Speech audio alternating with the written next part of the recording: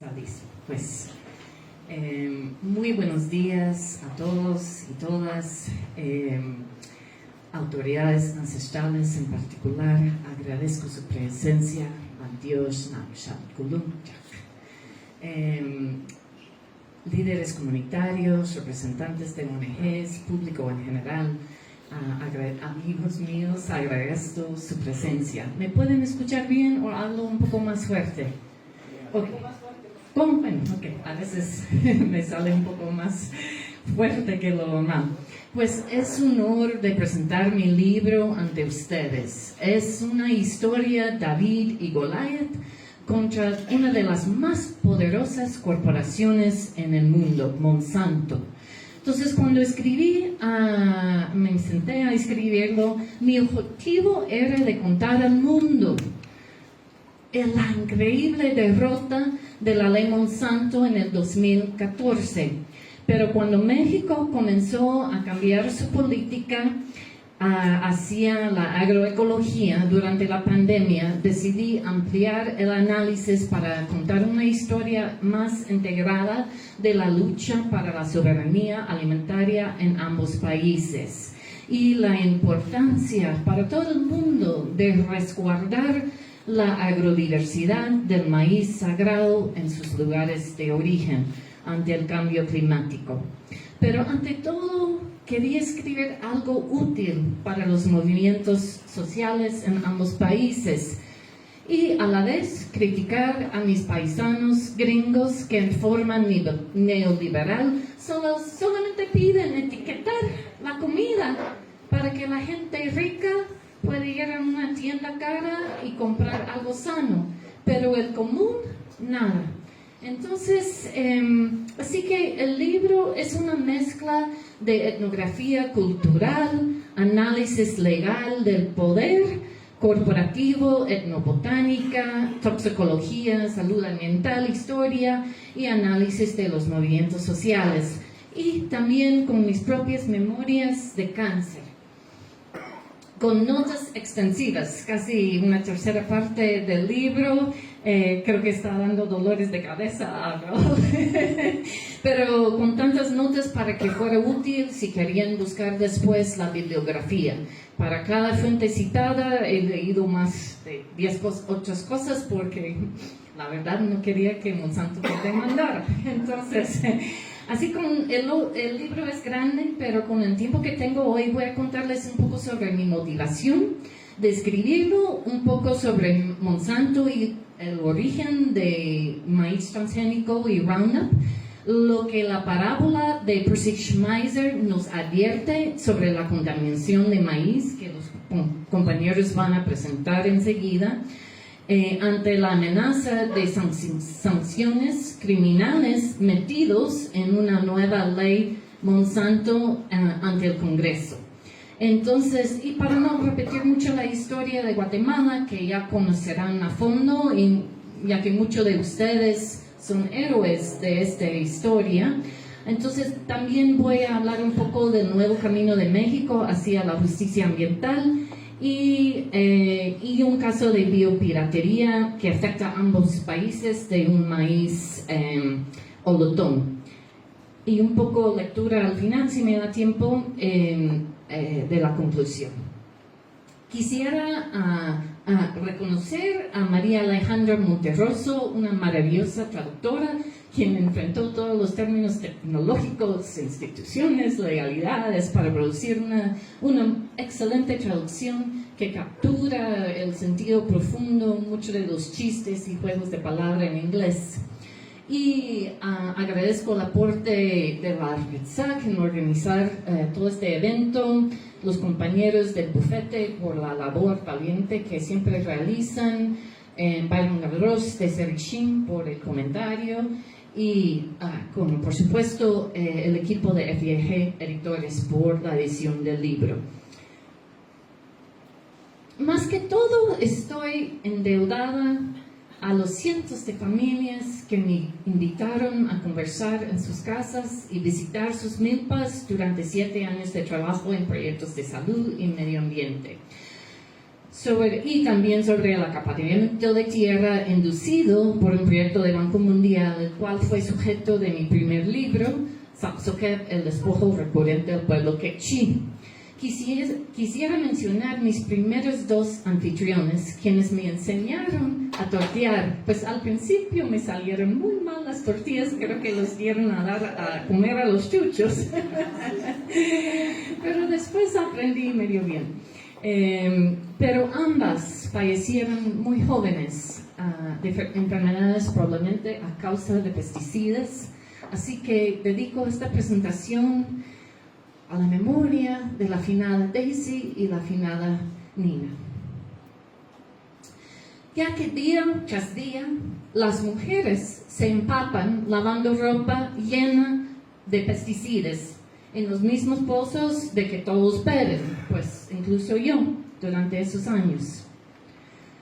Fui testigo de muchas escenas horribles. Personas sin saber los riesgos usaban toneladas de pesticidas para procesar alimentos, como este día me encontré con una señora lavando su achiote en un barril que su esposo trajo de la finca donde rociaba potreros. Y no es sorprendente que se quejaba de un dolor de cabeza, ya que era una mezcla de Edonal, o sea, el 2,4-D, y picloram, ambos sospechosos de ser cancerígenos. Pues, y ahí pueden ver otra escena. Ahí está mi cama, donde viví durante varios meses, y hay la bomba al lado del nixtamal. Pero ¿dónde más la gente va a poner su bomba en una casa de solo un cuarto, no? Y no hay palabras en el idioma quechí que capturan el peligro de estos venenos que vienen del extranjero, de químicos modernos. Solo se dicen ban, o sea, la misma palabra para medicamentos farmacéuticos.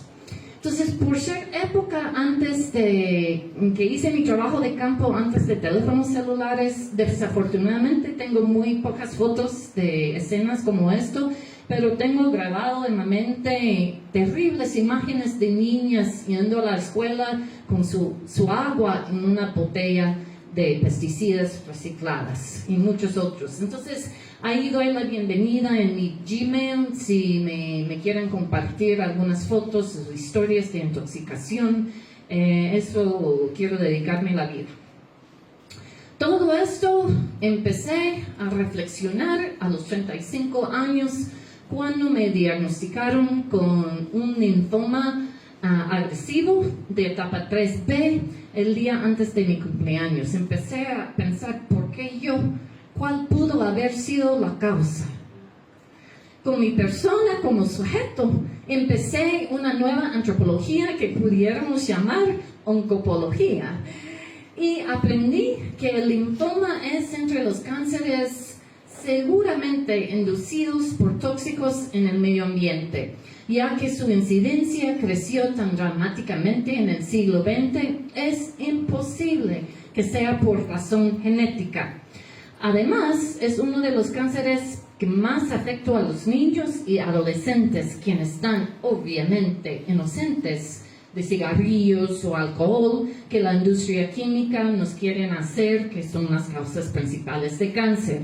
Pero sí está muy relacionado con herbicidas, en particular con Edonal, que en esto fumigaban mucho en Petén en aquel entonces, y cabe destacar que el Edonal era uno de dos ingredientes del famoso agente naranja que el gobierno de Estados Unidos fumigaba en la guerra en Vietnam. Entonces, para muchos de los ex soldados de Vietnam padecen de linfoma, y de hecho es el único cáncer que el gobierno de Estados Unidos paga una indemnización cuando alguien se diagnostica con linfoma de haber sido un ex soldado.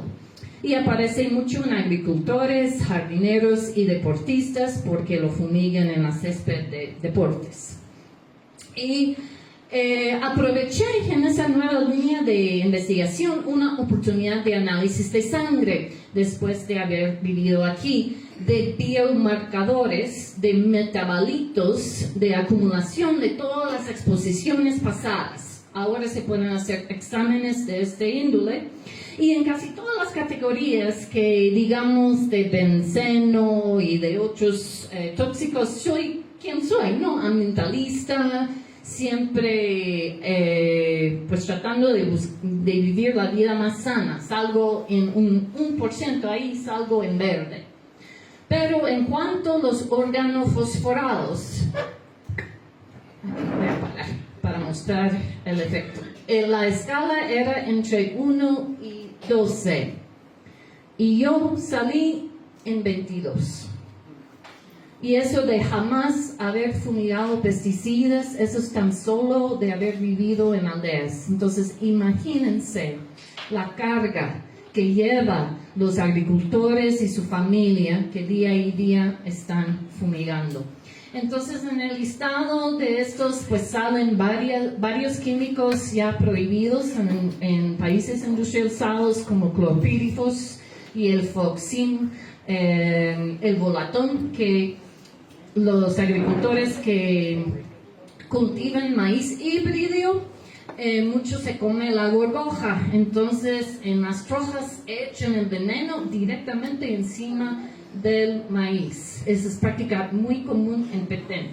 Entonces todo esto en una encuesta de 99 hicimos un sondeo de 1000 hogares en Petén y ahí pueden ver herbicidas y insecticidas y lo que salen en azul y en gris son los químicos prohibidos en países industrializados. El más utilizado en aquel entonces en cuanto a herbicidas, ese es en los años 90, era el Gramaxon, el paraquat, que ahora es prohibido en 40 países industrializados y también en el sur, ya están cambiando la política y está relacionado con la enfermedad de Parkinson y sujeto de demandas colectivas ahora en California. Pues en eso el edonal fue mucho más fumigado en Petén que el glifosato, pero el edonal es igual de cancerígeno ligado con el linfoma. Y ahora emparejado con otro maíz transgénico fabricado por Dow DuPont. Entonces solemos hablar de Monsanto y Bayer Monsanto ahora, pero hay otras amenazas. Sin embargo, el glifosato ahora es la herbicida más utilizada en todo el mundo y corre en la sangre de casi el 100% de la humanidad. Aparece en comida infantil, ha salido en vino orgánico en California porque vaporiza y pega al vecino, sea orgánico, en la maseca y hasta en la cerveza. Porque además de su uso en cultivos transgénicos, se fumiga el glifosato como desecante en el trigo antes de la cosecha. Ese aumento de glifosato se debía al mercadeo que, entre comillas, decía Monsanto, era más seguro que la sal de la mesa. Al parecer, Monsanto pagó a científicos para que por consultores pagados por ellos que manipulaban los datos de seguridad a favor de Monsanto. Además, cuando registró su producto en el 1974, en los primeritos años de haber establecido la Agencia de Protección Ambiental, Monsanto estratégicamente solo presentó datos del ingrediente activo, el glifosato, pero no de Roundup formulado. O sea, la marca en inglés quiere decir redondeo, eso Roundup. Pero todo pesticida o herbicida es una mezcla de su ingrediente activo y ingredientes inactivos que ellos no tienen que desglosar, como puede ser secreto de la corporación. Pero incluye disolventes, portadores, emulsiantes, sulfantes que ayuden al químico a penetrar las células de las malezas. Y es ese cóctel químico en que aparentemente hace que el glifosato sea aún más cancerígeno. Entonces, cabe destacar que en la Agencia de Protección Ambiental en Estados Unidos, ellos no hacen investigaciones toxicológicas propias. No más confían en que la industria agroquímica sea honesta.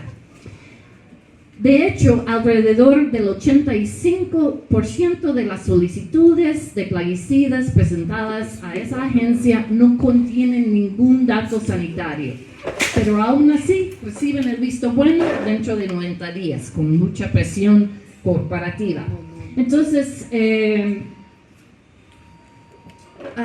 ahí pues la gente tiene que demostrar con sus muertes durante muchas décadas a lograr una regulación o una prohibición de un químico. En Europa, a cambio, a partir de los años 2007 en adelante, ellos ya tienen un sistema hacia más prevención, yo creo que desapareció de este lado, se llama su programa REACH, alcance, que eso exige más estudios por parte de las corporaciones. Entonces, si están haciendo investigación, les recomiendo que se meten más en las bases de datos de Europa ahora que en Estados Unidos.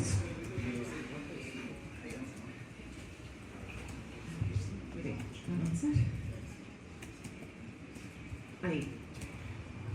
Por casi toda su historia, Monsanto era una compañía química. O sea, fabricaba PCBs, fabricaba alfombras, otros ingredientes de armas de guerra, pero ante muchas demandas empezaron a vender sus sucursales tóxicas y reconstruirse como una compañía de la biotecnología en los años 90, ya que el patente de Roundup estaba al punto de expirarse en el 2000, pero por suerte en una fábrica de desechos tóxicos en Luisiana observaron en una laguna de químicos una bacteria resistente al glifosato. Entonces esto lograron meter esos genes bacteriales en semillas de soya, canola, algodón y maíz. En ese listado, o sea, son fibras o para alimentar animales, no es alimentar al mundo, como ellos dicen. El 99% de los cultivos transgénicos en el mundo no son de consumo humano.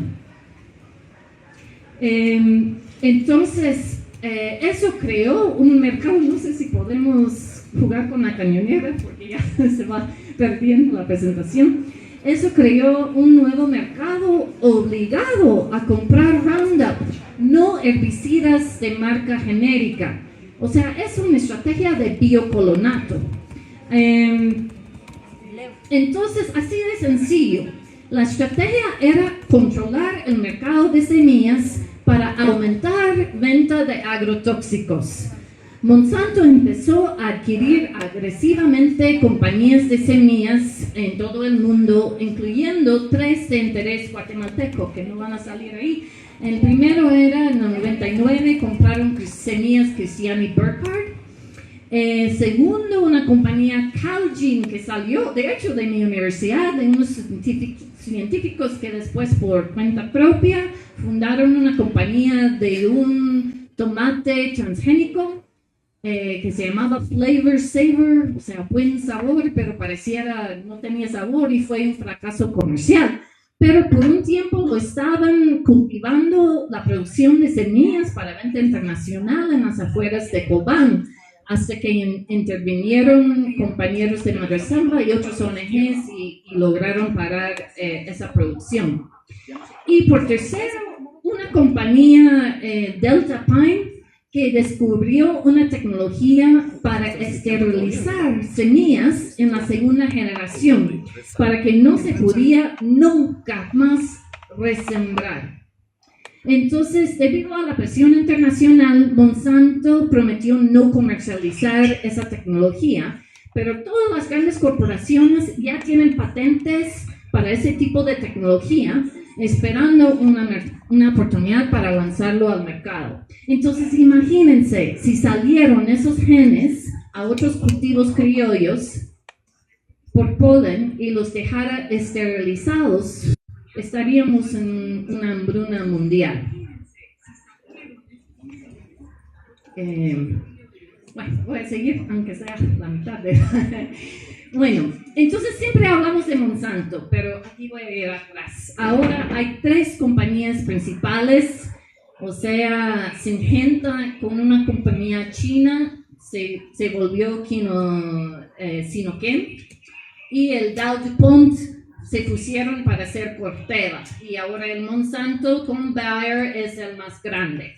Pero ya tiene Dow DuPont su semilla transgénica con el Edonal, y los otros, pues aquí Syngenta ya está trabajando muy fuertemente con el gobierno de China de nuevos productos transgénicos. Pero hay otros que están ahí esperando su oportunidad, incluyendo la compañía, la chocolatera Mars, que han robado semillas de este maíz olatón, que en mexicano los botánicos lo llamaron olatón, ya que se produce un olatón. Y este es un maíz milagro que produce su propio fertilizante por medio de raíces aéreas con una gelatina. No sé si alguno de ustedes reconocerán este maíz aquí en Guatemala. Parece que me han comentado que sí crece en Verapaz y también en Huehuetenango. O sea, el maíz este es originalmente de Guatemala. Después viajó a Oaxaca hacia Yucatán. Entonces, pero vino la compañía de Mars.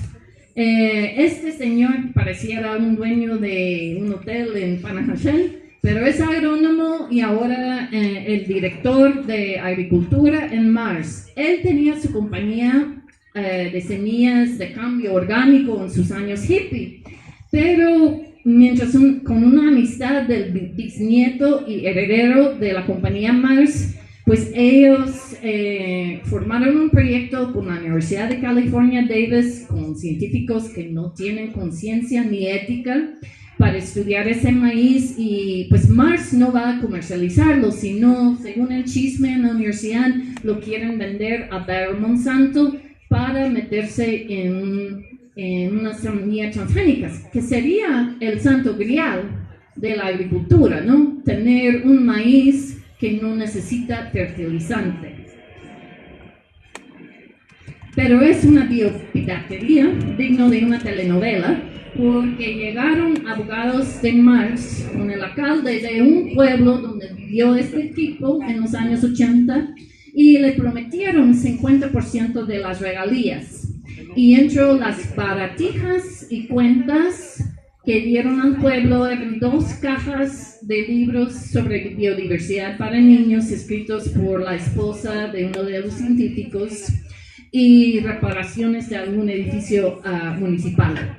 Imagínense, para algo que valora 1,000 millones y no sé cuántos 1,000 millones. Después regresaron los abogados de Mars con otro alcalde de ese pueblo, que ni siquiera es el centro de cultivación del maíz olatón en Oaxaca, y bajaron las regalías de 50% a 1%. Biopiratería en el siglo XX. Bueno, entonces, pero en adelante voy a hablar de Monsanto.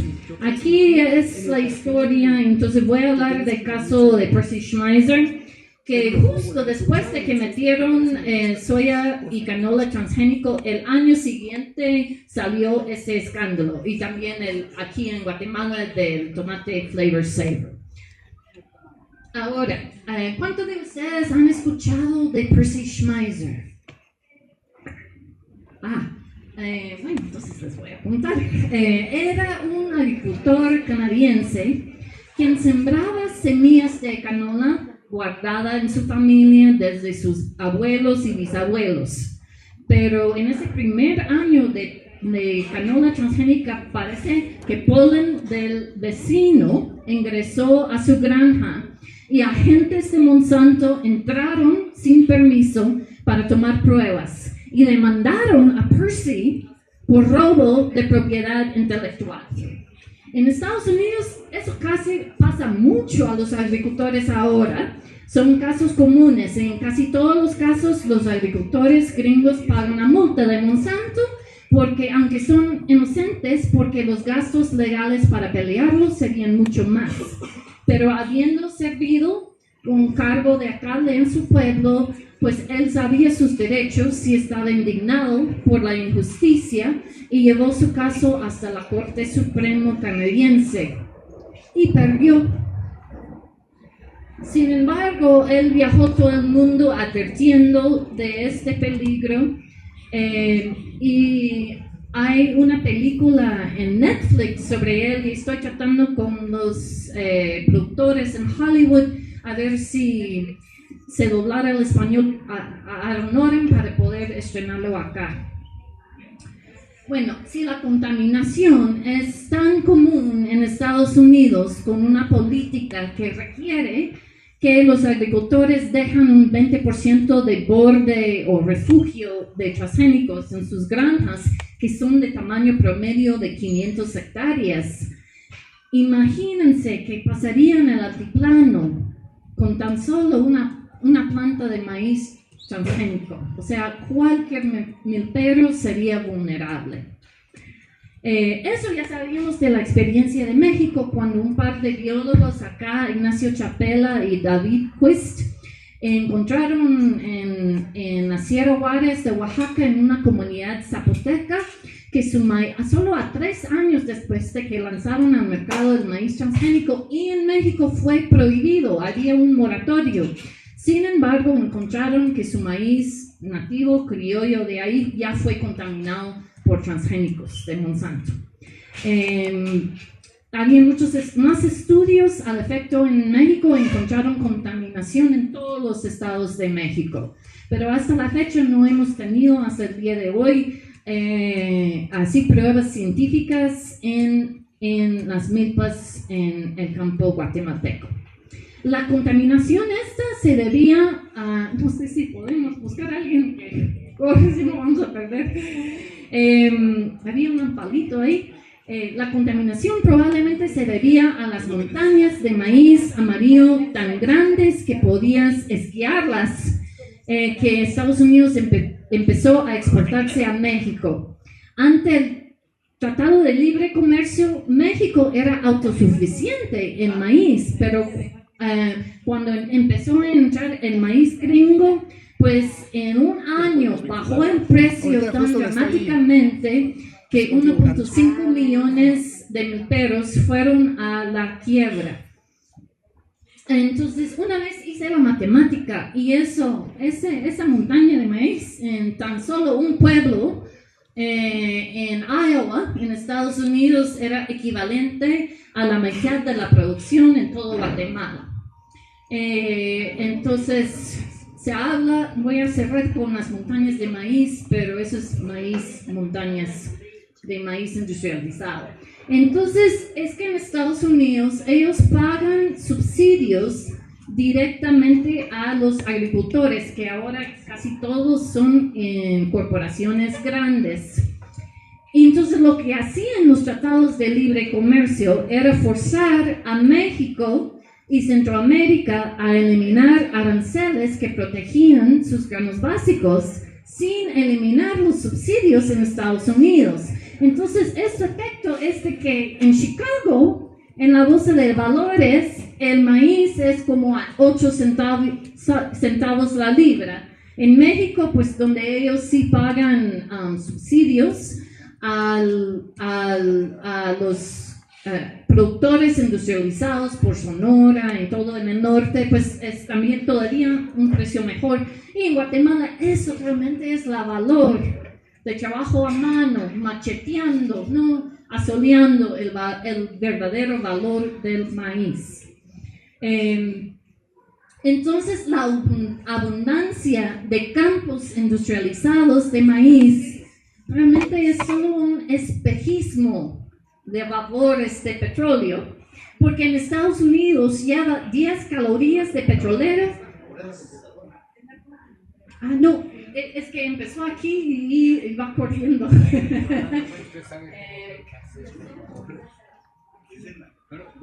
Ya saben cómo hacerlo. Pues lleva 10 calorías de petróleo de producir tan solo 1 caloría de maíz en Estados Unidos.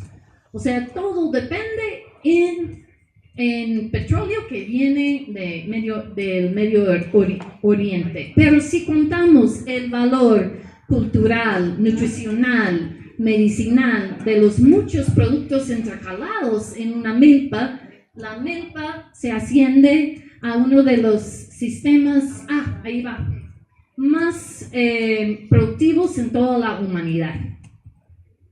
Pero ahora, los milperos, como este señor en su troja, tienen que vender una parte de su cosecha para comprar materiales, aceite, azúcar, uniformes para sus niños. No es gran cosa que venden, pero él tiene que competir ahora como transaccionales como Cargill, que pueden almacenar hasta que los precios les favorecen, ya que Rosemont asaltó los cielos nacionales en los años 80 para distribuir los granos entre sus simpatizantes como parte de su campaña de fusiles y frijoles, pero luego nunca repuso el grano.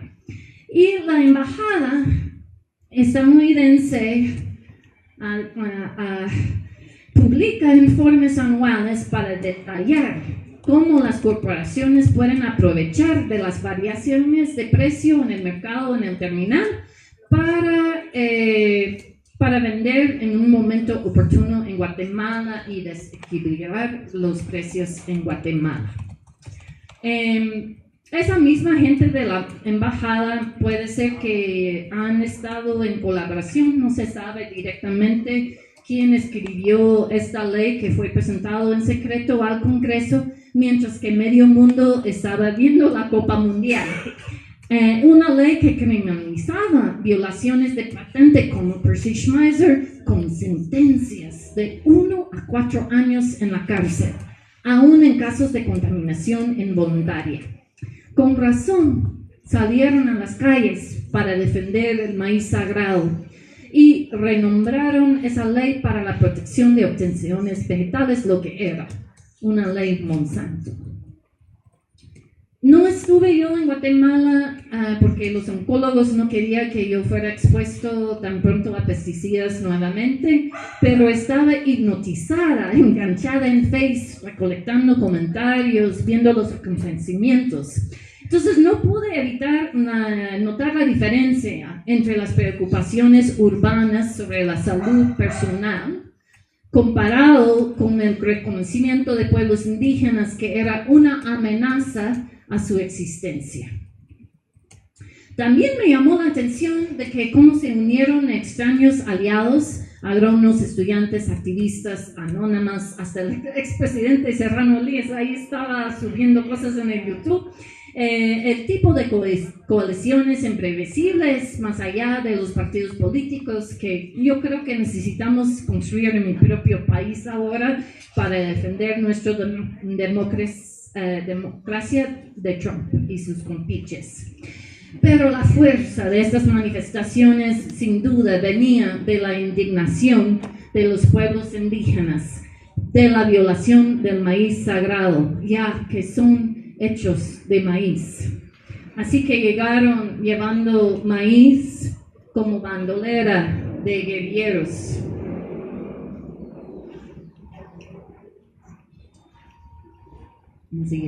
Desaparecer. Y movilizaron alianzas de mujeres y niños escolares para defender el derecho ancestral de resguardar semillas. Miembros del Congreso señalaron que modificaron la ley para excluir el maíz del mismo, pero el pueblo maya unido exigió una derogación total, sin compromiso, sin etiquetas, solo para la gente rica. Hicieron lo necesario de movilizar bloqueos de carreteras. ¿Cuántos de ustedes estuvieron ahí en las manifestaciones? Bueno, casi todos. Si no estoy equivocada, fueron las manifestaciones más grandes en la historia de Guatemala hasta ese momento, capturado en esta foto que ya aparece en la carátula del libro. Entonces, cuando doy charlas en Estados Unidos, enfatizo la valentía de la gente para salir a la calle bajo la presidencia de mano dura del presidente agente naranja Otto Pérez Molino. Y ganaron, se derrotó la ley en un día del calendario maya 2Ik, un día para purgar enfermedad del cuerpo, en este caso podríamos decir el cuerpo social. Y por casualidad, el 4 de septiembre era mi 6º aniversario de sobrevivencia de cáncer. Así que yo sentí, era un señal que tenía que escribir el libro. Y justito, un año después, al Otto Cerote lo lograron meter al bote. Es una historia que enfatizo en mis ponencias para insistir a los gringos, pues mucha hay que salir a las calles ahora, enseguida, y tomar plazas si queremos derrotar nuestro agente naranja en Estados Unidos. Pero la codicia corporativa no tiene fin. Goliath regresó con más abogados y su apoyo de la embajada estadounidense. Y mientras que Estados Unidos obligaba a Guatemala a impedir que caravanas de migrantes cruzaran la frontera entre Guatemala y Honduras, al mismo tiempo presionaba para lograr una armonización aduanera, de modo de que las semillas transgénicas ilegales pudieran cruzar esa misma frontera sin obstáculos.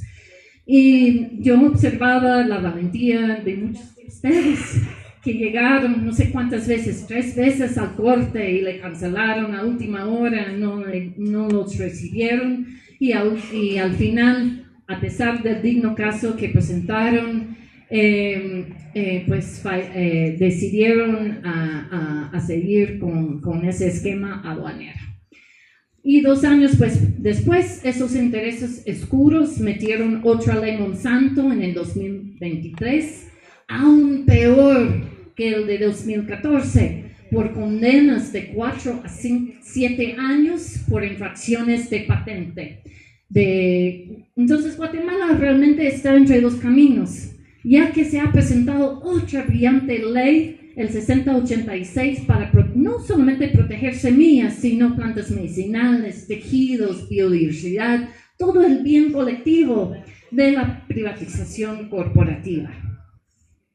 Y pues salieron nuevamente a las calles en el paro plurinacional y yo veía todavía, o sea, el conocimiento, la presión de Monsanto y las autoridades ancestrales sobre esta nueva ley. Ahora, para resumir brevemente el caso de México, pues ellos tomaban por un gran tiempo el camino neoliberal. Aunque había un moratorio al maíz transgénico, ellos permitían campos de investigación que eran tan grandes a ser comerciales. Pero durante la pandemia, voy a hablar de los acontecimientos que llegó de que el presidente López Obrador se giraba su política para defender los maíces criollos como patrimonio nacional allá. Entonces, primero, muchas de las ONGs, pero una coalición de cocineros, también pueblos indígenas, campesinos, agrónomos y científicos, se juntaron a una demanda colectiva en el 2014 sobre esos campos de investigación para suspender sus pruebas y ganaron el caso. Y pues pasaron como 8 años en apelación, pero al fin el corte confirmó la decisión en el 2021. Enseguida había otro caso de una mujer, una meliponera yucateca, que presentó su caso en el 2012 cuando el gobierno mexicano concedió a Monsanto un permiso para comercializar soya transgénica en concesiones una concesión ahí pueden verlo, así en café oscuro, de 225 hectáreas a colonias menonitas. Entonces la fumigación aérea con glifosato acabó con más de 1.500 condenas y científicos de la Universidad de Campeche encontraron polen transgénico en la miel que iban a exportarse a Europa. Entonces perdieron el mercado, tenían que vender más barato en Estados Unidos. Entonces una mujer yucateca Lady Pech, que está ahí, organizó cooperativas de apicultores mayas para demandar que los pueblos indígenas no fueron consultados bajo el convenio 169 de la OIT. Y cuando encontraron glifosato en cenotes, élites con negocios de turismo se unieron al caso. Entonces, en el 2015 dictaminó que esas concesiones de soya violaban los principios de la consulta indígena. Y un abogado de Monsanto en ese momento comentó a la prensa que no podía creer que esa mujercita indígena les hubiera ganado. Entonces, yo recuerdo algo parecido, dijo el presidente acá cuando ganó la Rigoberta Menchú el premio Nobel. Bueno, pero sí, le ganó. Bueno, mientras en Estados Unidos empezó a cambiar muchas cosas, la Organización Mundial de Salud, viendo los estudios en Europa, que son de 2 años en ratas. En cambio, en Estados Unidos solamente suelen estudiar 3 meses el efecto en ratas. Y tomando en cuenta más estudios, ellos reclasificaron el glifosato como cancerígeno. En seguido, mi estado de California, que está un poco más adelante de la Agencia de Protección Ambiental, también lo puso en su listado de productos cancerígenos. Y en eso, un jardinero escolar en un distrito cerca de mi casa, como 1 hora, hizo una demanda y ganó. Y en eso salieron todos los archivos de Monsanto que habían escondido la ciencia que ellos mismos tenían que era cancerígeno. Entonces, organizamos las mamás, o yo, cuando me di cuenta que estaban fumigando glifosato en la césped antes de que los niños salieron al recreo. Aquí está mi hija, entonces, pues imagínense mi cólera de sobreviviente de cáncer, de encontrar eso. Entonces nos organizamos y fuimos el primer distrito escolar, creo en Estados Unidos, de prohibir el glifosato en un pueblo donde Monsanto tiene sus instalaciones más grandes de investigación sobre semillas vegetales, porque quieren siempre capturar información de los científicos en las universidades públicas.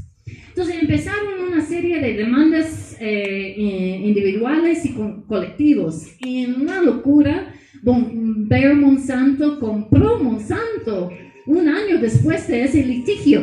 Y hasta la fecha ha tenido que pagar 11,000 millones en todas esas demandas. Y ya los abogados empezaron a extenderse no sobre linfoma no hodgkiniano, sino a leucemias y otro tipo de linfomas. Entonces no hay fin ahorita a esos litigios. Entonces, en base de toda esa nueva información, los científicos mexicanos empezaron a estudiar los riesgos de salud, los cuales son obviamente muy diferentes para gente que come 1 libra de maíz diariamente, que para los gringos que solemos solo comerlo en comida chatarra o como alimento a animales. Y hicieron un estudio en el Distrito Federal en México de que encontraron que el 91% de las tortillas en el mercado tenían cepas transgénicas. Y una tercera parte de ellos tenían residuos medibles de glifosato. Y al parecer la mitad de los aperitivos etiquetados como libre de OGMs contenían cepas transgénicas. O sea, están por todos lados. Entonces, otro estudio en Jalisco muy importante encontró en la orina de 100% de niños con daño renal tenían niveles altos de glifosato en niños. Entonces, eso abrió un espacio para el presidente López Obrador hacer el cambio. Entonces, en el año nuevo de 2020, él decretó que quería producir en México lo que consumieron. Entonces, hizo 4 declaraciones. Prohibir importación de maíz transgénico, prohibir 80 pesticidas ya prohibidos en países industrializados. Ese listado está ahí. Guatemala podría ser el mismo. Reducir el uso de glifosato a una prohibición en el 2024 y apoyar al sector campesino a reactivarse después de su colapso con el TLC. y hasta ofreció pagar un precio mejor a los agricultores estadounidenses que produjeron maíz no transgénico. Pero, sin embargo, esta malvada organización de productores grandes de maíz quejaron al gobierno de Biden y ellos presentó una impugnación formal. México se retrocedió y dijo que solo aplicaba a las importaciones de maíz para tortillas, que representa nada más 1% de las exportaciones de Estados Unidos hacia México. Imagínense la codicia de presentar una demanda para 1%, pero lo hicieron. Y tardó casi un año en un tribunal del TLC. Pues los mexicanos prepararon un expediente increíble sobre los efectos del glifosato y montaron una base de datos que tiene resúmenes en español. Así que hice un código QR que les dirija a ese base de datos que está en español. Es un muy valioso aporte. Y recién, por ejemplo, salió el último inciso, era de este estudio en Europa, que además de leucemia, linfoma, en ratas salieron tumores, piel, hígado, casi todo el sistema, todos los órganos del cuerpo. Entonces ellos presentaron ya un resumen, un expediente sobre glifosato. Es una maravilla, es otro código QR si quieren grabarlo para usos después. Y todas estas páginas web los tengo en mi página web del libro, entonces pueden ya buscarlo después. Bueno, el panel, en esos paneles nombrado uno de cada país y supuestamente hay un neutral por sorteo de monedas, pero no tan neutral porque emitieron un veredicto a favor de Estados Unidos, que negaba la soberanía alimentaria de México a finales del año pasado, el 20 de diciembre, y salió. Entonces son algunas caricaturas que muestran cómo se siente México respecto al imperialismo de maíz gringo. Pues con las amenazas de aranceles de Trump no se pudo desafiar el tribunal, pero la respuesta de la nueva presidenta Sheinbaum fue más inteligente y mejor. La nueva alcaldesa de la Ciudad de México declaró ese territorio libre de transgénicos y en febrero de este año presentó una reforma constitucional que prohibió de una vez la siembra de maíz. Pues aquí en Guatemala solemos decir transgénicos porque en el principio en la biotecnología siempre era tomar un gen de otro animal o de otra especie y ponerlo en cultivos. Pero ahora hay una nueva tecnología de edición de genes de la misma planta que se llama CRISPR. Entonces, al principio solo pusieron la enmienda constitucional de transgénicos, pero los científicos hasta la medianoche casi no lo lograron, pero si al final la terminología en la Constitución es de organismos modificados genéticamente, de una vez. Entonces, y a pesar de todos los ataques del TLC, 2/3 de los milperos mexicanos todavía siembran maíces nativos de 65 diferentes razas, que es significativo para la humanidad, ya que es el centro de origen y centro de agrodiversidad. Pero también en Guatemala, aunque no tenemos una imagen parecido ni registros, Guatemala conserva un impresionante 10% del maíz, de la diversidad de maíz en todo el mundo. O sea, Guatemala 1.5 veces más diversidad per cápita que en México, donde fue el centro de origen.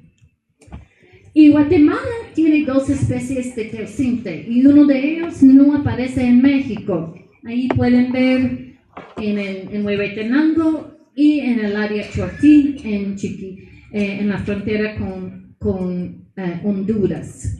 Entonces, la domesticación de maíz de su ancestro teosinte no fue un invento hecho y terminado, sino los milperos siguen mejorando el maíz con la transpolinización con teosinte.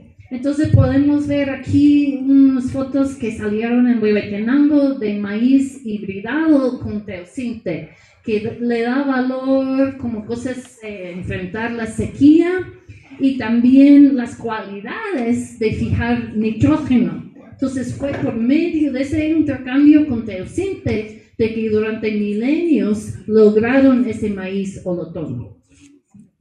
Entonces, los defensores de la biotecnología, como es la gente de mi universidad, insisten que necesitamos nuevas semillas biotecnológicas para el futuro y denigran las semillas indígenas como tradicionales, como si fueran reliquias del pasado.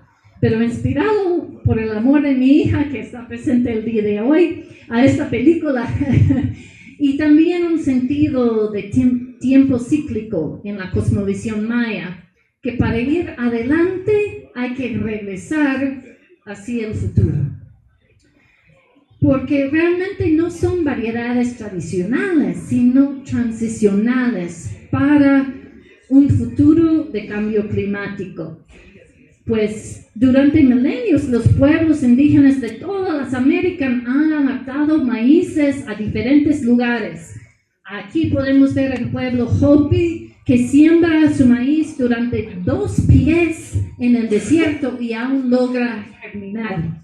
O el maíz que crece en el lago Titicaca en Perú hasta 12,000 pies sobre el mar. Y un maíz caspé que crece hasta en los campos muy al norte de Canadá del pueblo Mi'kmaq. Y sabemos después de la invasión española que tenían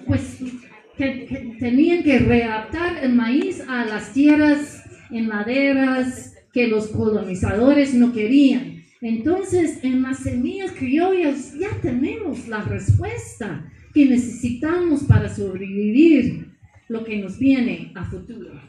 Entonces, el maíz conecta a todos los pueblos de Ariayala, o sea, de las Américas, como escribió el poeta chileno Pablo Neruda en su Oda al Maíz. América, de un grano de maíz te elevaste, fue un grano de maíz tu geografía. Bueno, hay muchísimo más en el libro, me alargué un poco, pero ahí hablo mucho no solamente del maíz sagrado, pero también del papel clave de las mujeres, de encontrar el proceso de nixtamalización, que eso hace aún más saludable el maíz como grano básico. Mucho sobre Guatemala y la Revolución Verde, que aquí pareciera más una historia militarizada, como una revolución verde camuflaje. A los laberintos legales de los TLCs que hicieron al maíz, la historia de México, la historia de Guatemala y la conclusión de repensar la agricultura desde la perspectiva de la milpa y repensar lo que ellos pintan de malezas. Entonces, ahí creo que me alargué, pero bueno, si hay tiempo al final vamos a ver, pero mejor. La conclusión del libro concluyo con la historia que cuentan en las aldeas quechíes de cómo encontraron maíz en la montaña Paxi, que fueron las hormigas que encontraron el maíz ahí. Y pues después Unacam, o sea, ustedes lo conocerán como Tepezcuintle, tal vez, encontró así una de esas hormigas con su maíz y dijo, ¡ay, qué rico! Eso quiero comer. Entonces lo comía y después se fue a dormir en la cueva. Y los animales, el Tepezcuintle se tiró un pedo mientras que dormía. Y los demás animales se preguntaron, ¿a quién apesta tanto los pedos? Y el Tepezcuintle quedó callado. Y el día siguiente el Tepezcuintle volvió a seguir las hormigas. Esa noche volvió a la cueva para dormir. Y una vez tiró sus pedos.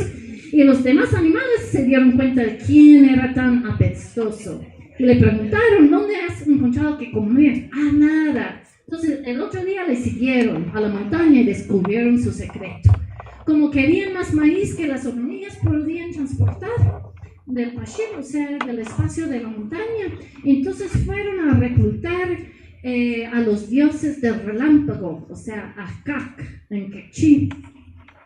Y los hosts dijeron a los ancianos: usted no puede, nosotros los jóvenes logramos abrir la montaña. Entonces tiraron rayo tras rayo, pero al final no pudieron y se cansaron. Entonces fueron al anciano y dijeron: por favor, ayúdenos, Manusila, a volar la montaña. Entonces él dijo: no sé, pero como, soy viejo, pero voy a probar. Entonces él buscó un pájaro carpintero que subiera a la montaña y empezara a picotear. Le dijo al pajarito: cuando encuentres la parte más delgadita, debes empezar a picotear muy rápido y sonará como una campana. Y cuando lo encuentres, debes saltar, porque yo voy a tirar mi rayo. Entonces, en un solo golpe, el dios mayor abrió la montaña. Pero por desgracia, el pájaro carpintero no escapó a tiempo. Así que el calor de la explosión pintó de rojo la corona del pájaro carpintero. Y el rayo también quemó el maíz en sus diferentes colores: blanco, amarillo, rojo y negro. Corporaciones como Monsanto son como el tepezcuintle, pedorro de esta historia, que apropian egoístamente del largo trabajo colectivo de domesticación de maíz e intenta acapararlo de los demás animales, hasta que estos le engañan y recuperan el maíz como patrimonio colectivo. Al lomo de las hormigas, el maíz sagrado cruza entre el cosmos natural y humano, reflejando los casi 10.000 años de coevolución entre el pueblo maya y el maíz. La agroindustria corporativa ha amenazado al pueblo del maíz con una avalancha comercial de montañas de maíz cultivado a máquina. Sin embargo, al estilo clásico maya, quizás hay otro final para esta historia. Y los pueblos que regalaron el maíz al mundo mantendrán sus semillas a salvo en los cerros de la autonomía. Gracias.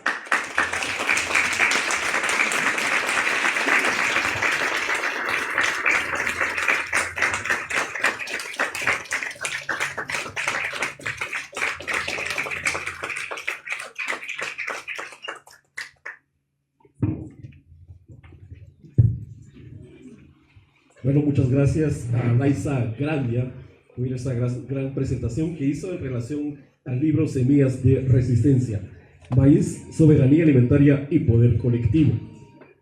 También queremos darle la gran bienvenida a la antropóloga Rocío García. Ella es una compañera de lucha que nos va a dar a conocer pues, su punto de vista y su también comentario en relación a este magnífico libro Semillas de Resistencia, Maíz, Soberanía Alimentaria y Poder Colectivo. Bienvenida y adelante. Muchas gracias. Bienvenidos y bienvenidas a todas. Gracias por estar aquí. En realidad quien tenía que hacer este comentario, porque fue quien leyó el libro, fue Byron Garos. Pero Byron tenía hoy un compromiso ineludible y me ha pedido que les traslade unas palabras que él escribió. Así que traje el comentario de Byron, ¿verdad? Que me lo llevó ayer escrito para que yo se los traslade con un saludo de su parte. Dice: comentarios al libro Semillas de Resistencia, Maíz, Soberanía Alimentaria y Poder Colectivo, de Laisa Grandia. Buenos días. Quiero comenzar agradeciendo a los organizadores de esta actividad por invitarme, a las autoridades ancestrales, a RedSat y en especial a la doctora Laisa Grandia. También a ustedes por haber venido. Quiero excusarme por no haber estado en persona, pero compromisos ineludibles surgidos de improviso me lo impiden. Para mí es un gusto y un honor hacer algunos comentarios sobre el nuevo libro de Laisa, que estoy seguro no será el último. Conocí a Laisa hace ya no recuerdo cuántos años exactamente, unos 25 quizá, cuando llegó a Guatemala para hacer su tesis de licenciatura en antropología. Yo coordinaba el programa de estudios para el desarrollo rural de la CONGECOP y aportamos cobertura institucional y contacto con los movimientos sociales y las ONGs de la región. Entabló relación con ACDIP, con DEC y con otros movimientos sociales, con las ONGs, con la cooperación internacional y con la institucionalidad pública. Vivió casi 7 años con comunidades quechís, mestizas y ladinas. Documentó muchos fenómenos sociales, procesos importantes como la desposesión de tierras y a las comunidades indígenas y campesinas, la expansión de la palma africana y de la ganadería, entre otros. Tengo un libro de Laisa de 2006 titulado Inquietante despojo de tierras y persistente inequidad para los mayas quechís en el proceso de colonización de la frontera de Guatemala y Belice, donde analiza estos fenómenos. Supongo que es Xochitl, ¿verdad? Sí.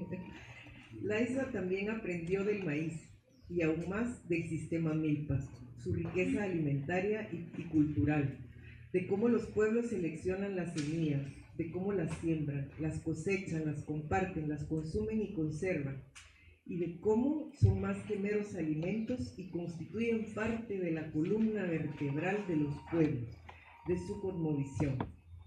Aprendió quechí. También aprendió y sistematizó las múltiples amenazas que enfrentan el maíz y los sistemas agroalimentarios sostenibles locales y mundiales.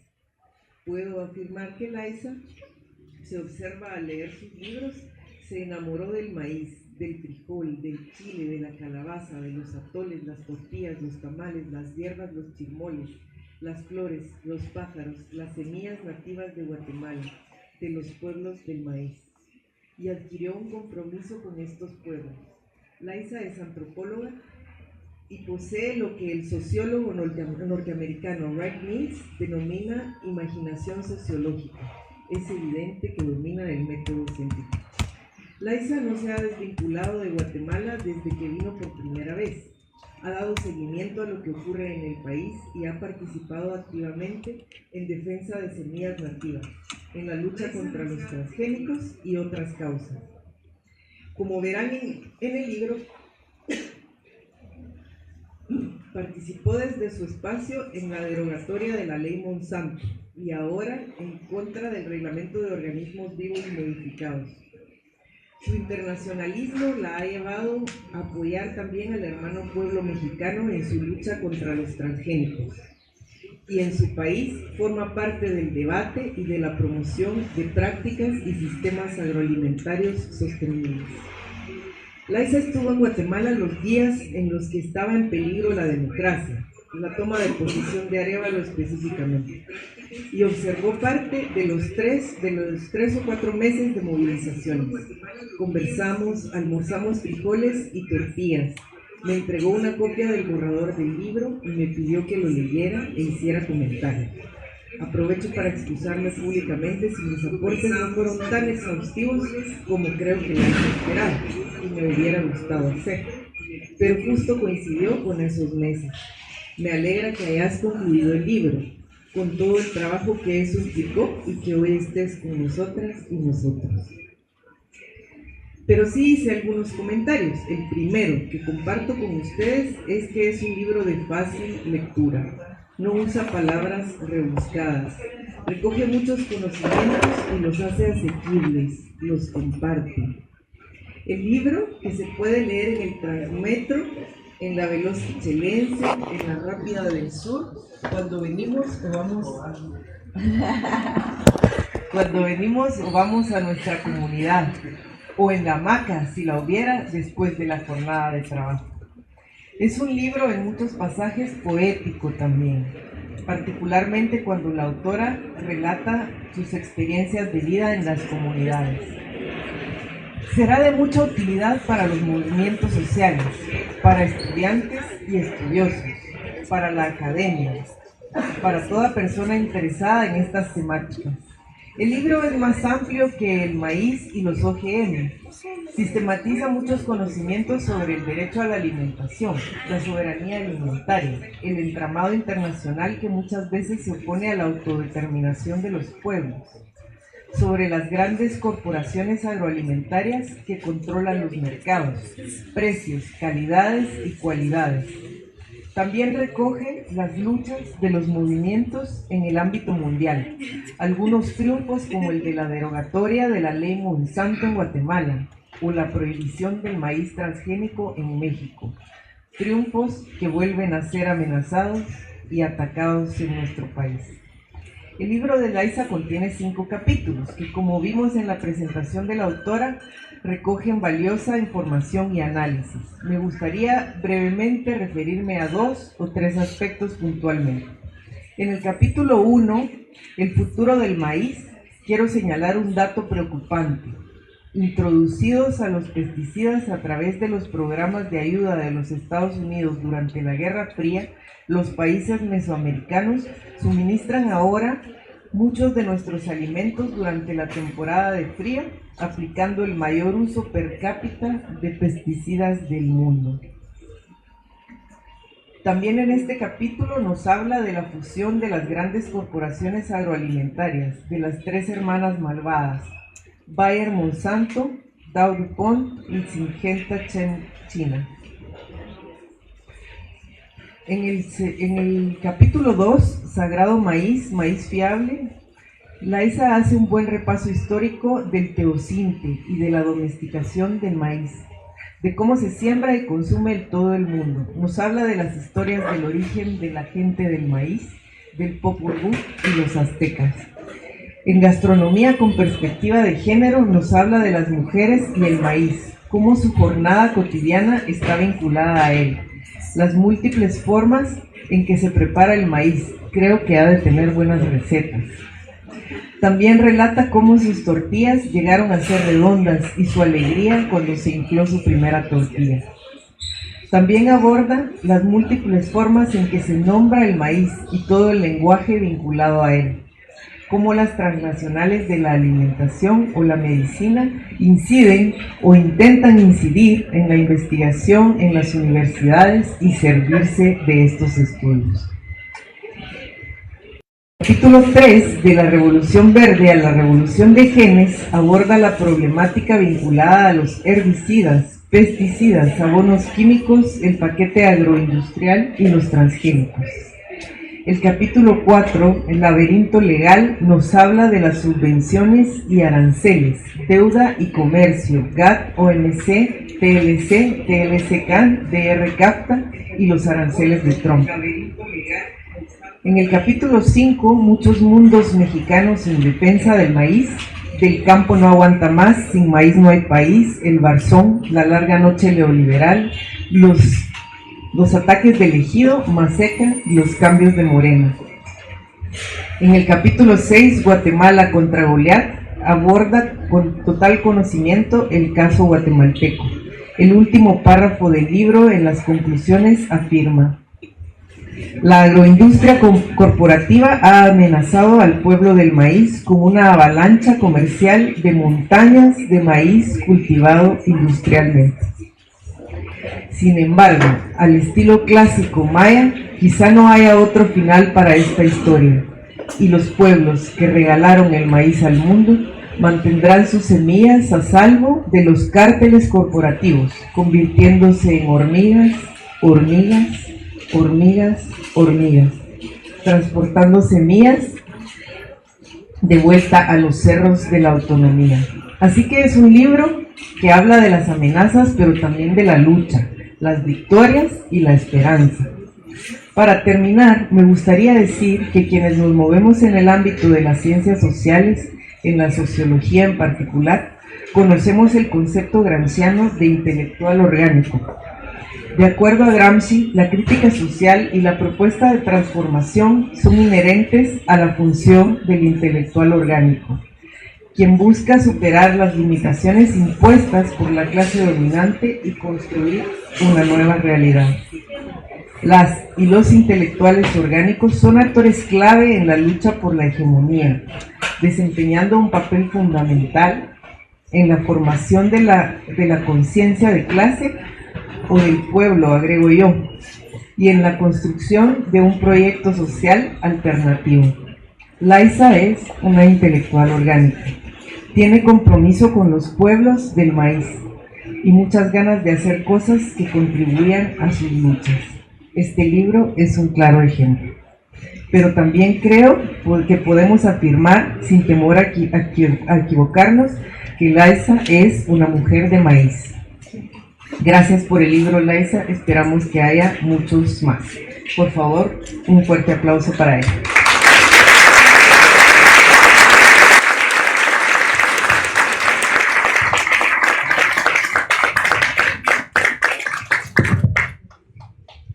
Excelente los comentarios de Rocío García, ella es antropóloga, compañera de lucha.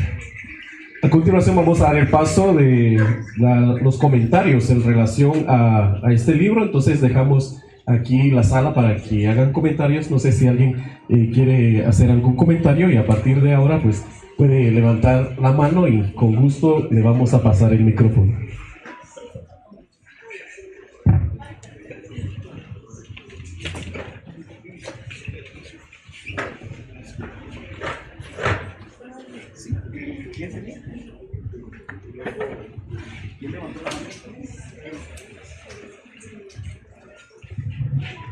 Panteos Chibuniler, Juanco Arrim, Limochochcuan, Coam. Quiero hacer referencia a que además de la importancia del maíz, hay algunos productos agrícolas que se llevaron al viejo mundo. Por ejemplo, el aguacate, que actualmente tiene una mención muy especial para ser exportado, el aguacate Hass. El tomate no lo conocían en Europa, la yuca o mandioca. Y entre los escritores guatemaltecos, uno de los libros más importantes es Hombres de Maíz de Miguel Ángel Asturias. Hay otro escritor, el doctor Werner Ovalle López. Tiene un poema muy bonito que se llama Padre Nuestro Maíz. Él es oriundo de Quetzaltenango. Y Roberto Obregón, un escritor originario de Mazatenango que fue desaparecido durante el conflicto bélico, escribió La sangre del maíz. Pues hay que fomentar el cultivo sano y puro de esta nuestra Ishim Uleu. Dios.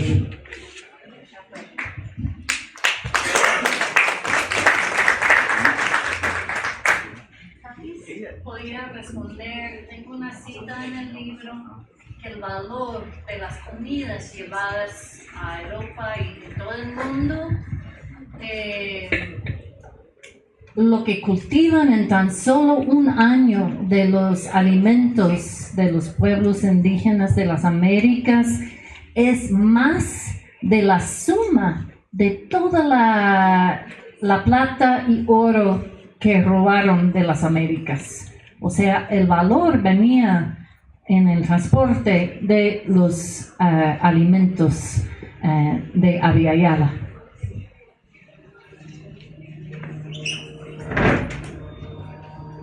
Gracias por el comentario. Gracias, Lisa, por esta presentación. Yo tengo una pregunta muy precisa, muy técnica.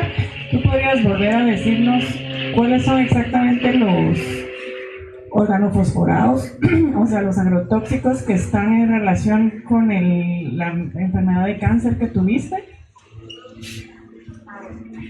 O sea, la primera generación de pesticidas, pues todo viene de investigación militar. Por ejemplo, el DDT, que fue el primer insecticida de uso que aplicaban a la agricultura. Ya no es agricultura, sino agriguerra. Y después de que lo utilizaron en el campo del Pacífico para fumigar contra malaria, le entró a la cabeza de alguien en una universidad en el extensionismo de aplicarlo al papa, al cultivo de papa. Entonces, pero esa primera generación de lo que son pesticidas en base de clorina, pues salieron muy tóxicos porque no degradan en el medio ambiente. El DDT dilata hasta más de 100 años. De hecho, hay un estudio, yo creo que ya no van a poder verla, pero en los años, en 1979, encontraron, aquí tengo una, bueno, ahí ni modo, encontraron que en la leche materna guatemalteca, en el 79, eran 90 veces más las tasas permitidas por la Organización Mundial de Salud. Entonces, la Rachel Carson de mi país, que era bióloga de aves, escribió un lindo libro que sigue en publicación, Primavera Silenciosa. Se puede bajar en internet, es increíble el libro. Entonces, en base de ese libro, se montó el movimiento ambiental en Estados Unidos y lograron fundar la Agencia de Protección Ambiental, y la primer pesticida que prohibieron era el DDT, pero toda la clase relacionados de ese tipo que persistan en el medio ambiente y fueron de alguna forma más peligrosos para el consumidor que para el agricultor. Ahora, después vinieron la nueva invención de los organofosforados, que son más tóxicos, pero se degradan más fácilmente. Entonces, se cambió el riesgo del consumidor al agricultor que aplica estos organofosforados. Y podemos tomar el caso del clorpírifos, que sabemos causa daño cerebral en los niños, bajando hasta 10 puntos el IQ, o sea, de su inteligencia. Entonces, hay décadas de estudios de este pesticida, insecticida. Y por fin, por movimientos de jornaleros inmigrantes en Estados Unidos, lograron la prohibición de clorpírifos justo antes de que entró Trump. Y el día después de que lo prohibieron, un portavoz de Dow DuPont dijo: ¿qué nos importa? Vamos a seguir vendiendo al sur. O sea, ese es el ciclo de lo que podemos llamar un ciclo de veneno. Pero para los gringos, pues exportan todo eso y vienen en las importaciones que vienen de Guatemala y de México, las frutas y vegetales. Jimmy Carter en los años 70 dio paro a esa política de exportar pesticidas prohibidos en Estados Unidos. Pero llegó Ronald Reagan y repuso, o sea, retrocedió el decreto, y hasta la fecha sigue esta práctica, no solamente en Estados Unidos, sino también en Europa, más hacia África y Asia, pues ellos exportan productos químicos prohibidos. Entonces aquí en Guatemala se utiliza el clorpírifos en el café y muchos otros cultivos. Y cuando llegó Trump, su compinche que puso en frente de la Agencia de Protección Ambiental cenó con el directivo de Dow DuPont, y la semana siguiente retrocedieron la prohibición de clorpírifos. Entonces, uno de los docenas y docenas de pesticidas que aún no han sido investigados, podríamos decir que tan solo 5% de los químicos lanzados, que sean pesticidas o cualquier químico para productos comerciales, han sido estudiados para sus efectos cancerígenos, mucho menos de todos los otros efectos en el sistema del cuerpo, el sistema hormonal, renal. Pues hay muy poca ciencia, menos de 1% han sido estudiados. Entonces, realmente somos ratas en la experimentación de las corporaciones.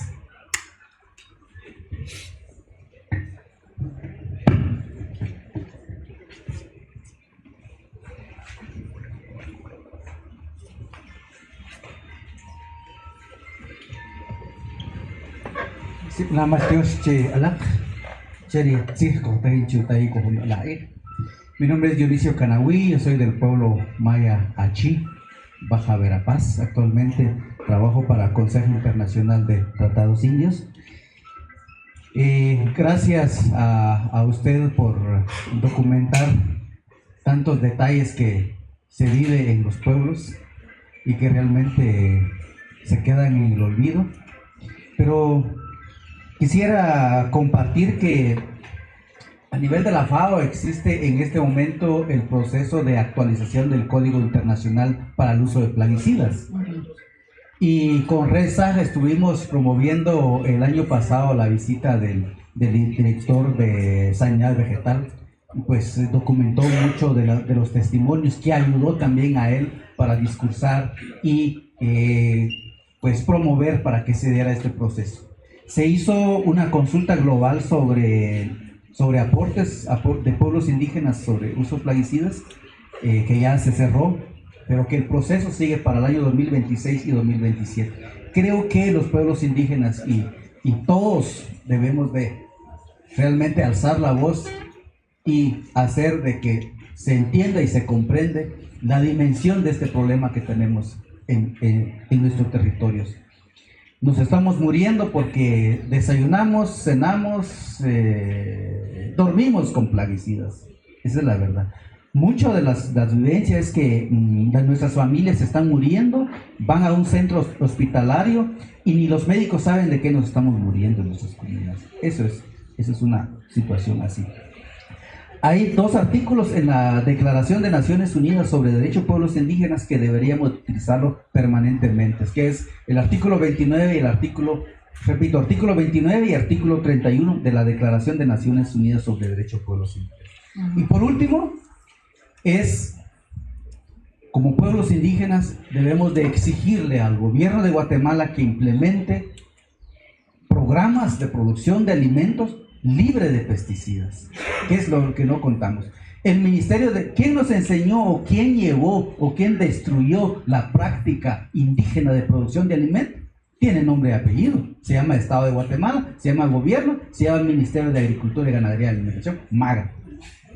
¿Qué es lo que regala el MAGA? Eso precisamente, queremos limpiar, digamos, el lago de Atitlán por la contaminación que tiene, pero arriba están dando tóxicos, que es lo que produce esta hierba que se me olvida el nombre ahora, cianobacteria, no sé cómo se llama, que se produce en el lago. Entonces, y cuando se le consulta al MAGA si tiene un programa específico para que pues la producción de alimentos desde la cosmovisión práctica de pueblos indígenas sea realmente una política de Estado, la respuesta es que no la tiene. Entonces creo que la demanda nuestra ante el Estado es esa, de exigir que los conocimientos de pueblos indígenas en la producción de alimentos sea un programa de Estado. Existen otros países en el mundo en donde el mismo Estado establece áreas en donde prácticamente no se puede utilizar pesticidas, sino más bien se produce desde la práctica agroecológica, y eso realmente debe ser una práctica aquí en Guatemala. A ustedes mi agradecimiento por la presentación de su libro. Gracias. Muchas gracias. Muchas gracias. Nos comentan por acá que vamos a dar un comentario más. Aquí, por aquí enfrente, por aquí. César, aquí. Aquí. Bueno, debido al tiempo, pues con don Miguel cerramos y nuestras disculpas ahí por las otras personas que habían levantado la mano. Adelante, don Miguel. Sí, hermanos, primero pues agradecer a la hermana por el libro, ya que incluso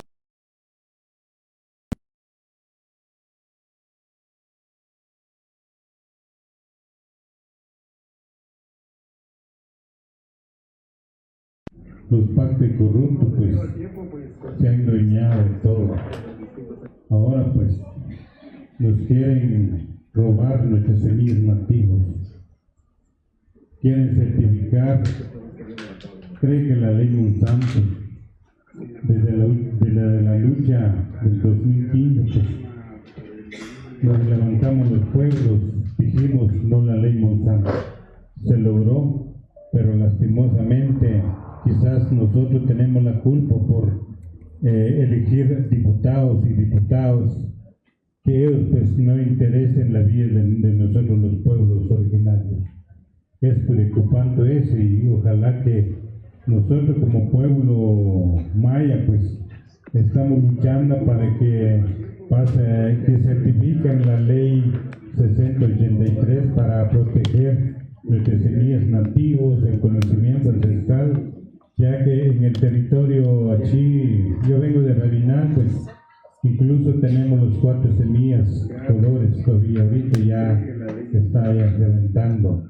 Primeramente Dios, si se logra, pues lo vamos a hacer una fiesta y demostrar al pueblo y demostrar al gobierno también, ya que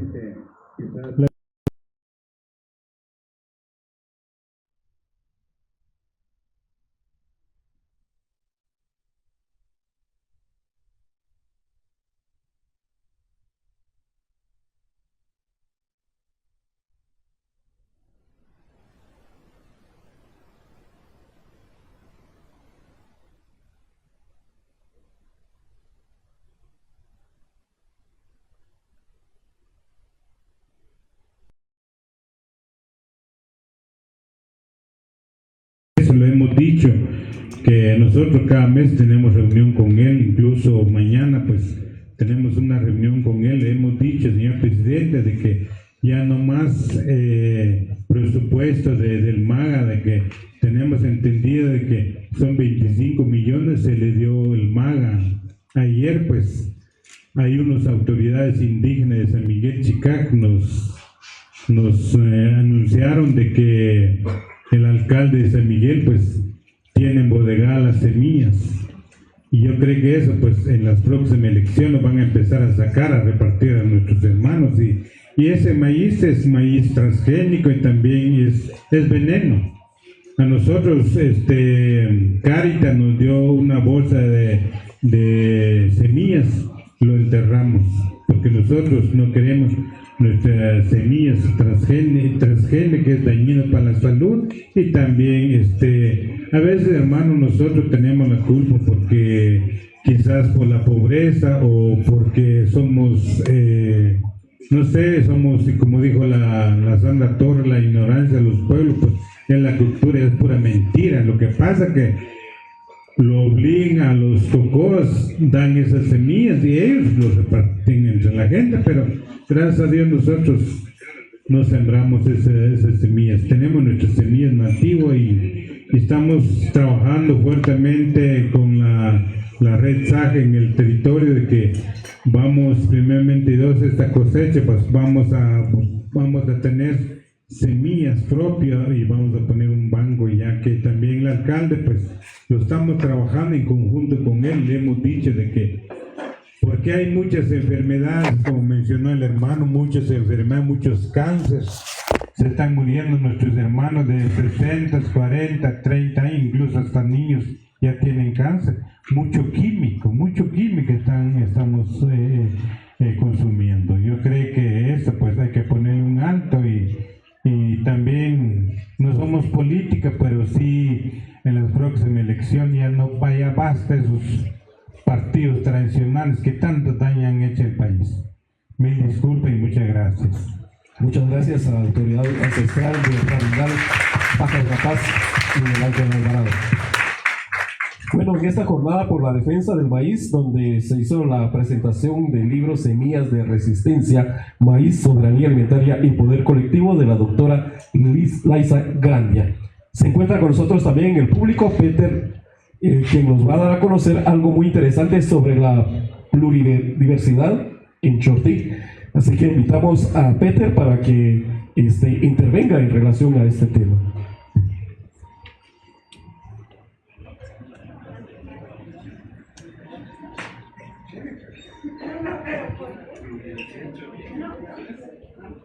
Es que tú pediste la palabra.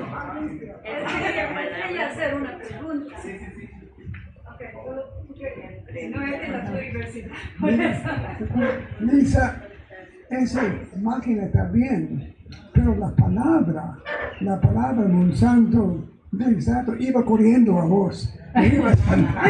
No aguantaba, ¿no? No tengo que hacer eso. No quiero halagar con preguntas, ¿no? Pero obviamente son comentarios, ¿no? Esto es todos los años más desastroso que Nagasaki y Hiroshima. Esto es peor que la guerra nuclear que estamos frente, ¿no? Y quizás la pregunta es, ¿cómo vamos? Los litigios estratégicos están dados en el corazón del pueblo maya, ¿no? Pero ¿cómo vamos? Seguramente conoces Paulini, la novela, ¿no? ¿Cómo vamos en la lucha contra este monstruo? Pues de alguna forma, o sea, escribir el libro para hacer saber al mundo, o sea, lo que hizo Guatemala, que no se ha logrado en ningún otro país, una derrota como esa. Y me di cuenta cuando iba en congresos de académicos, de gente que escribe sobre transgénicos en la Argentina, en Estados Unidos, en Perú, que no sabían ni ellos de lo que había acontecido en Guatemala. Entonces, de alguna forma, y bueno, cuando empezamos a reunirnos con los compañeros de REDSAG, el bufete con los compañeros de México, ni ellos supieron de que ustedes lograron, ¿no? Entonces, de alguna forma, fue estratégico combinar los dos países y vamos a estar presentando la historia de Guatemala. En 2 meses vamos una delegación de Guatemala hacia la Ciudad de México para presentar el libro, pero también hacer alianzas entre los movimientos de pueblos indígenas, de bufetes, de ahora los nuevos encargados de alto rango que son agroecólogos en la administración Sheinbaum. Entonces, tal vez un poco detalle del libro va a estar saliendo más o menos el 25 de agosto. Aquí en la mesa, o voy a pasar aquí, pueden bajar en internet el PDF gratis y será a la venta en los lugares de FIG Editores, y estamos tratando ahora de buscar financiamiento para una divulgación comunitaria y ojalá una popularización. Para que se lleguen las comunidades en sus idiomas, ya toda esa información para ir fortaleciendo los movimientos aquí en Guatemala, porque va a ser una lucha constante, porque las corporaciones no descansan, pero realmente son ellos los que son débiles. El pueblo sí es que mande.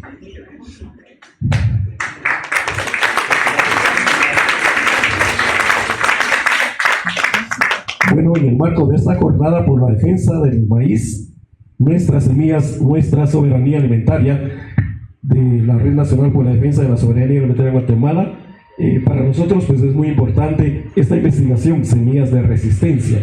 Y a continuación, la facilitadora de la región Alta Verapaz y Baja Verapaz de REDSAG, Paulina Cal, le va a entregar un reconocimiento especial a la doctora Laisa Grande.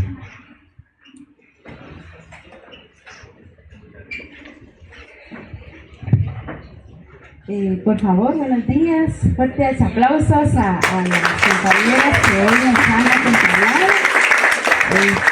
Primeramente voy a hacer entrega, disculpa Laisa, el momento, a Rocío, por favor, por traer el comentario de Byron. Por favor, también compártele nuestro agradecimiento y apoyo por estar siempre anuente pues a colaborar en REDSAG, y sobre todo por su presencia suya, que pues nos ha apoyado bastante, ¿verdad?, para poder visibilizar desde las voces pues acá que hoy nos encontramos, y creemos muy importante también hacer otras lecturas, ¿verdad?, tanto de los pueblos como de las diferentes poblaciones que existimos acá en Guatemala.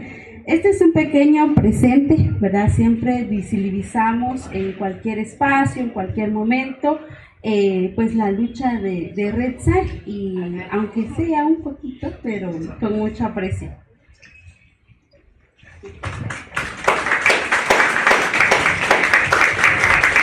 Gracias. Laisa, Antiocha Red, Lishamali, Aljancha, Shabanu, Chikunila, Chabais. Nintauruna la que amshkwansa li raqal narus kachech hokain abana plishkaulala cholahi Le dije, Laisa, muchas gracias por tu recorrido, por tu lucha, que esto ha permitido que hoy estés hoy con nosotros compartiendo el trabajo tan profundo que hiciste durante el tiempo en que hiciste la investigación. Por favor, fuerte los aplausos para Laisa. Quienes sembramos el maíz, quienes comemos maíz de los diferentes colores, sabores, tenemos esa conciencia de lo que hacemos día a día, pero sobre todo tenemos arraigada la resistencia de nuestras abuelas, abuelos y quienes han hecho este trabajo que hoy por hoy está presente. Gracias también por la memoria de todas las personas que no sabemos, todas las mujeres que han trascendido sin saber cuál es la causa real. También que sea un mensaje para el gobierno, para los demás gobiernos, para los espacios internacionales, que Guatemala está en lucha, pero no solo desde RedSal, sino que también de sus organizaciones, cooperativas, campesinas, campesinos independientes. Y ese es un agradecimiento muy sincero por compartir con nosotras una dura realidad, una tristeza, pero sobre todo una gallardía que nos permita también seguir defendiendo el maíz en cada uno de los puntitos, en cada uno de los territorios en los que nos encontramos. Por favor, también es un pequeño, es una bolsa de sorpresa. Entonces sí, pues con mucho aprecio y mucho agradecimiento por todo este trabajo y recorrido. Por favor. Mi admiración.